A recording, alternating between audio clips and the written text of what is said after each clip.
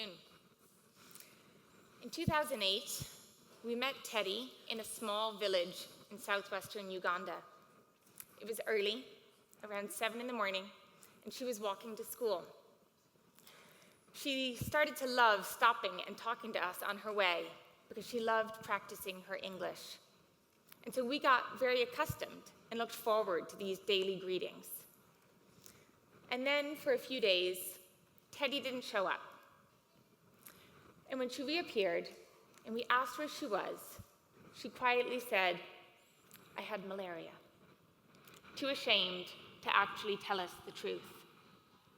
But the truth was that Teddy had her period. But her family, like so many in the village, couldn't afford to buy her sanitary pads. And so Teddy stayed home. Her journey for education would have to wait. This was our rude awakening. How many other social entrepreneurs in this room today have had that exact same moment, where a challenge so stark presents itself that you need to find a way to fix it?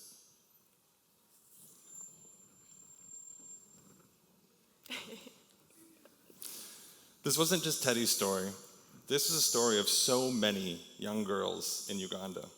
Girls with dreams of becoming athletes, doctors, entrepreneurs, members of parliament.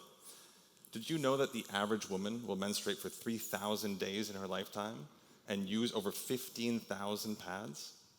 So what do you do if you can't afford menstrual products? The reality is that 800 million women and girls in low and middle income countries rely on makeshift products, pieces of foam mattress, toilet paper, even banana fibers. Imagine how these feel.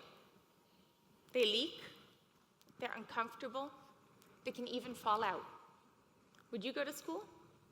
Would you stand up in front of your peers at work? Lacking access to adequate menstrual health protection leads millions of girls to stay home and skip school every month. And for a schoolgirl, this can add up to 50 days of school that she misses because of something so normal and natural. And as we talk about gender equality, among those girls who are lucky enough to reach high school, a staggering 1 in 5 will graduate.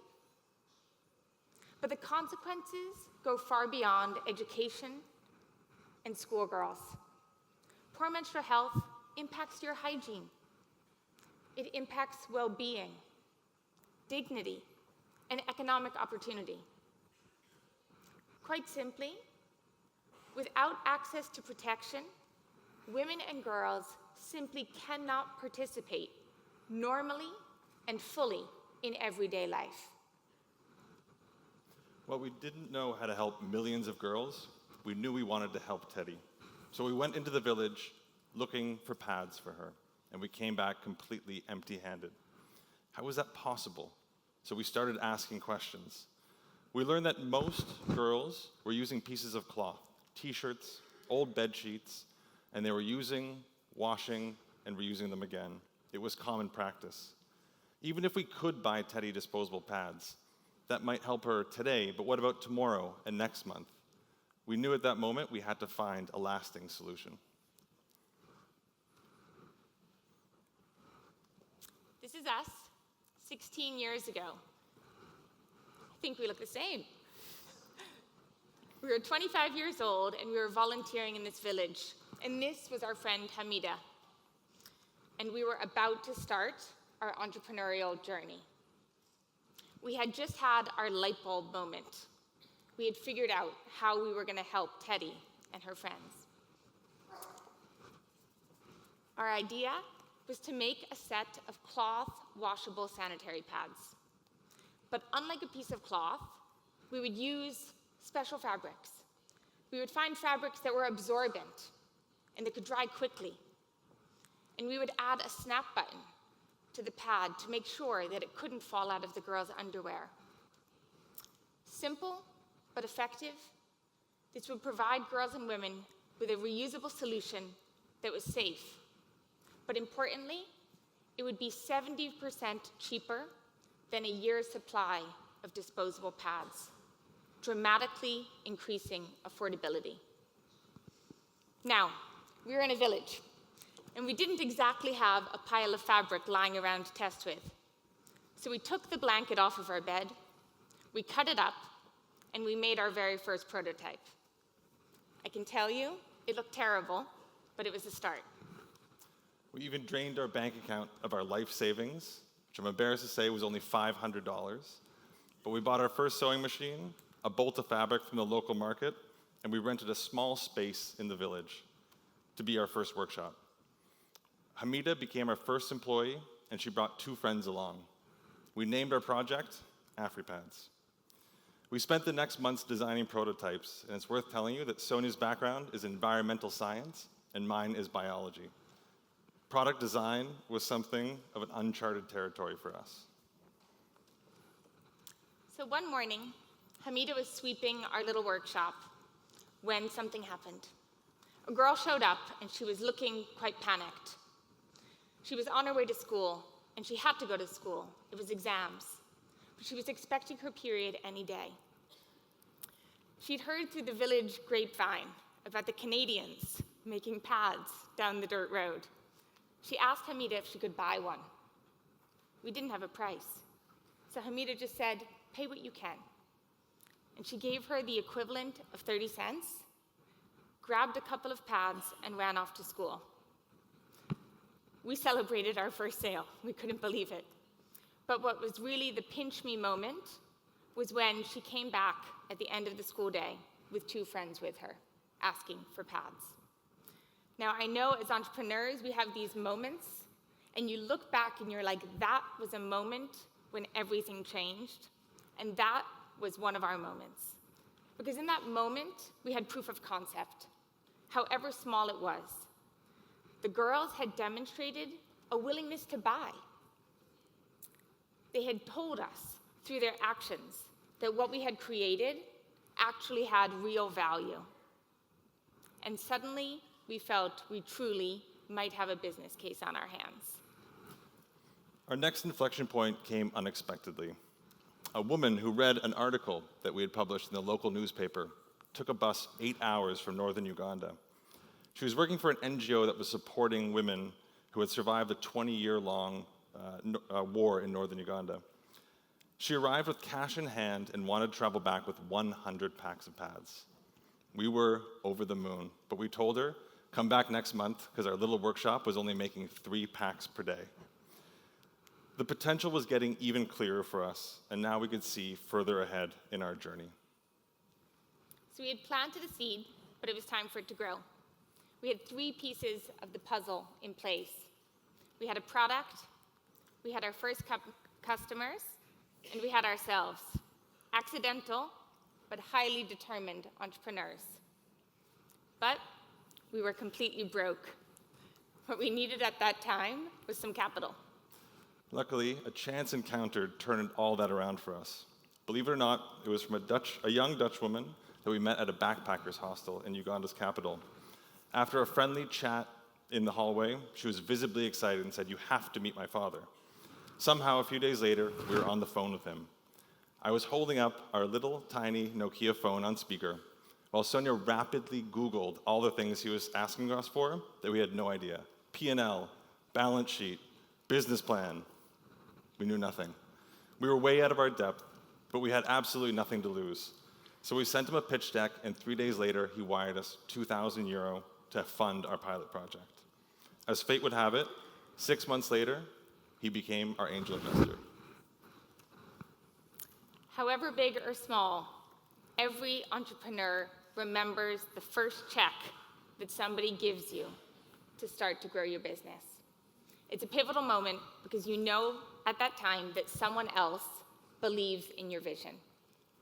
So with these €2,000 in our bank account, our 2 machines grew to 20.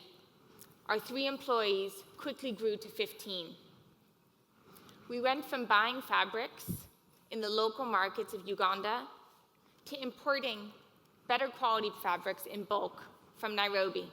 It would come over on the bus to Uganda, and then we would put it on the back of a motorcycle and bring it out to our little village workshop. And all along the way, we continued to improve our product, constantly engaging with the women and girls we were designing it for. Now we want to flash forward a decade later to the proudest moment we had at AFRIpads. This was the day that we commissioned our 3,000 square meter factory that we built in the exact same village where we first met Teddy. The factory was and still remains the heart of our company, where hundreds of women come in every single day to make reusable sanitary pads for women and girls across Africa and beyond. But what got us from €2,000 of capital to generating $4 to $5 million of revenue per year, or from that first order of 100 kits that we couldn't fulfill to working with hundreds of NGOs across dozens of countries? Maybe we were just young and naive, but we never feared failure, embracing every attempt as an opportunity to learn and grow, applying each lesson to strengthen our business. Today we want to share a few of those key lessons. Need doesn't guarantee demand. We assumed that our pads would start flying off the shelf. Can you see them up there in the top right corner? Don't they look amazing? We assumed that people would be lining up at the door. But we quickly learned that just because somebody needs your product doesn't mean that they can or will buy it. There are so many other factors at play. Reusable pads were a completely new innovation. Nobody knew what they were or what their benefits were. We needed to invest in market awareness, consumer trust, and create the demand ourselves. So, we took a year, and we invested in building a new retail-facing brand. We called it So Sure. The name was deliberately clear and evocative. So Sure is how we wanted every girl and every woman to feel every day. Our original product may have been inspired by the needs of girls in a village, but the product that we created was modern and aspirational, and for every girl and woman. Consumer awareness grew, and with it, so did demand and our sales. With our new professional look and feel, we were able to successfully list our product in hundreds of outlets across the country, from supermarkets to pharmacies to small kiosks and dukas at the end of the road. We had finally connected the dots between need and demand. Engage your customer, always. Being customer-centric is not just a buzzword, it's a necessity. Our commitment to understanding the needs and preferences of the women and girls that we worked with was our compass. Starting at AFRIpads in a rural village was chance, but connecting deeply with our consumer was deliberate. And the more we learned and engaged with the girls and women that we were serving, the more we realized that they actually lacked basic information and key knowledge about menstrual hygiene and reproductive health.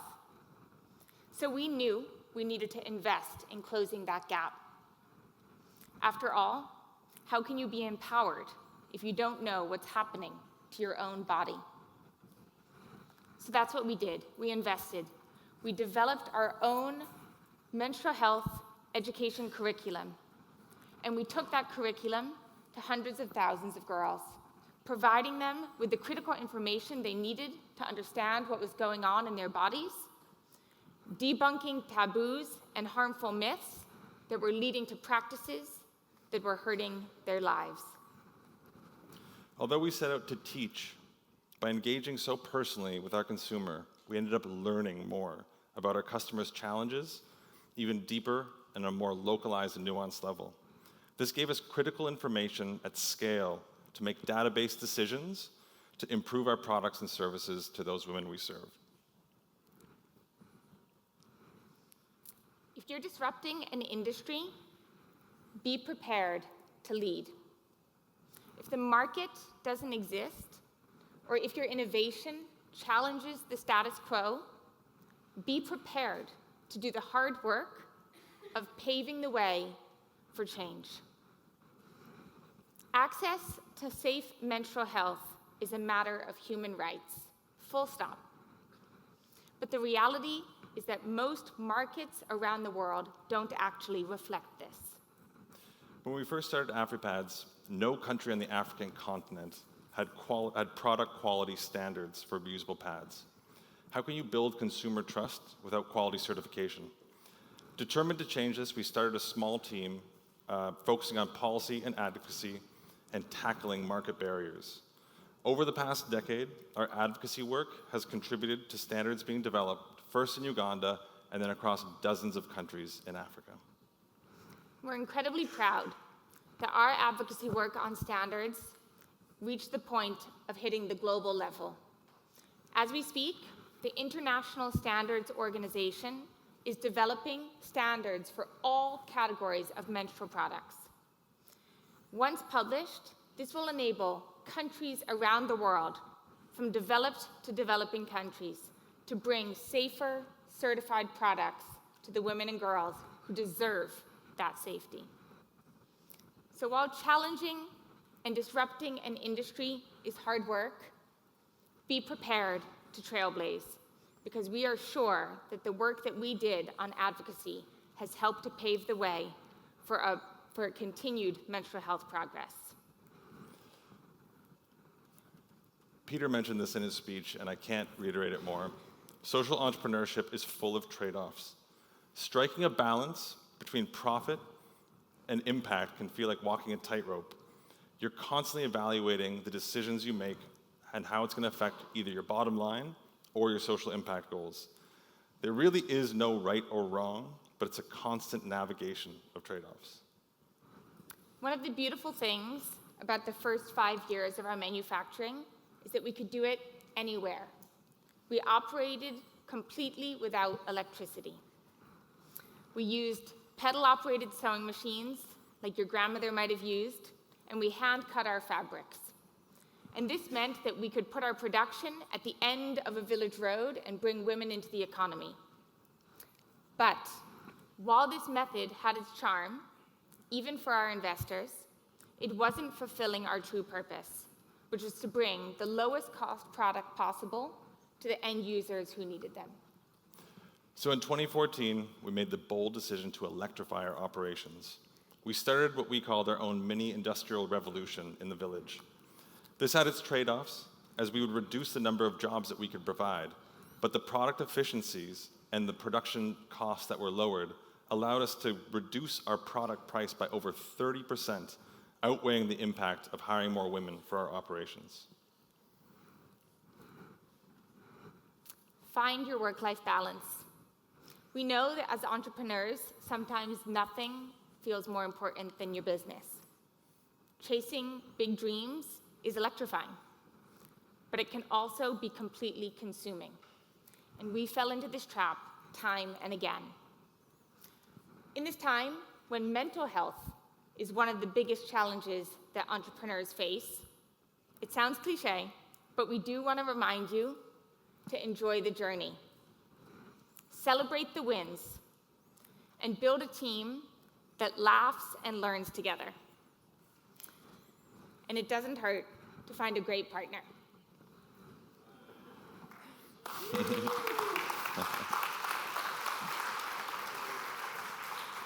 So while you're building your business and changing the world, don't forget to take time for the important things in life. And once in a while, bring your kids to work. They just might be the next generation of social entrepreneurs.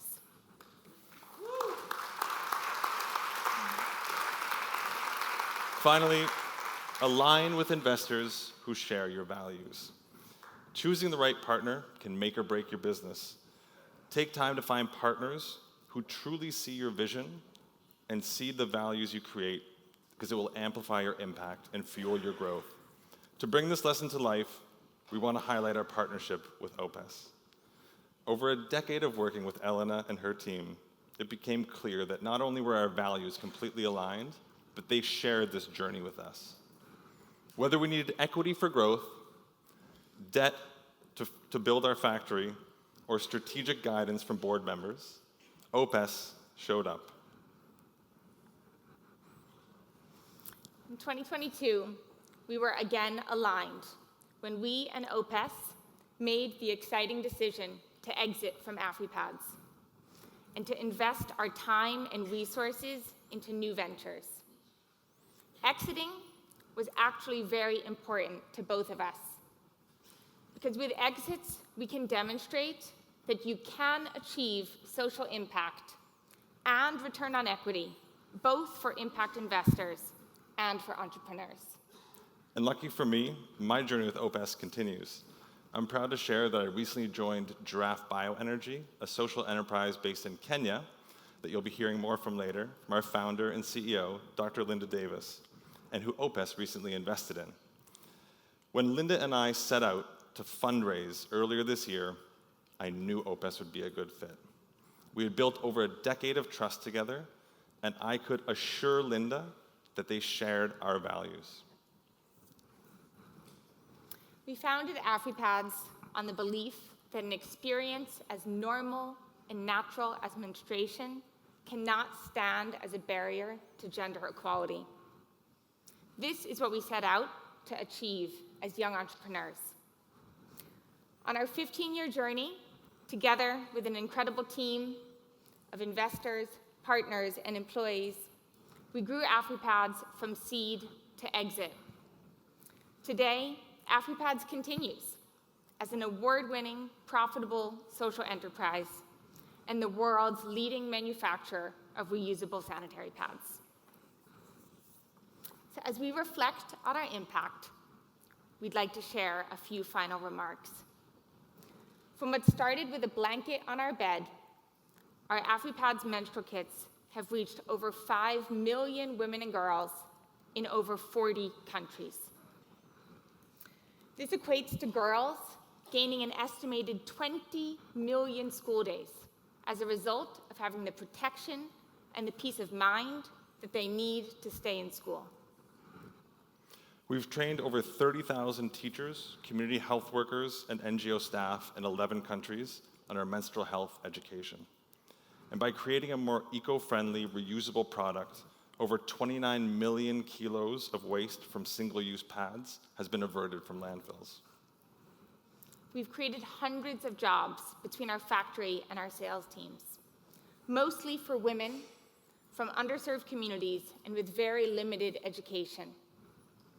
We cannot underestimate the importance of bringing women into the formal economy, of giving them job security, financial independence, and important life-changing benefits like a pension and health insurance. These help her to bring her way out of poverty.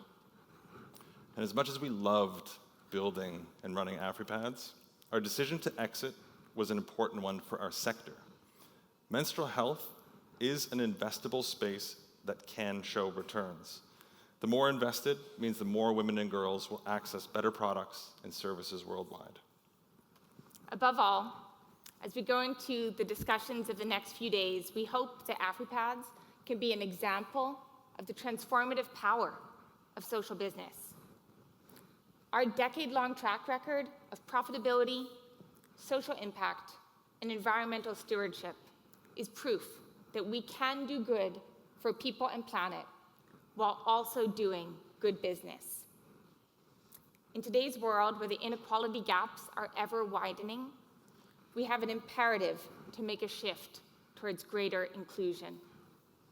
And so we hope that our journey will inspire and motivate investors and philanthropists and entrepreneurs like yourselves to continue doing the challenging but vital work of building a fairer economy and a healthy planet. Thank you so much. Thank you very much.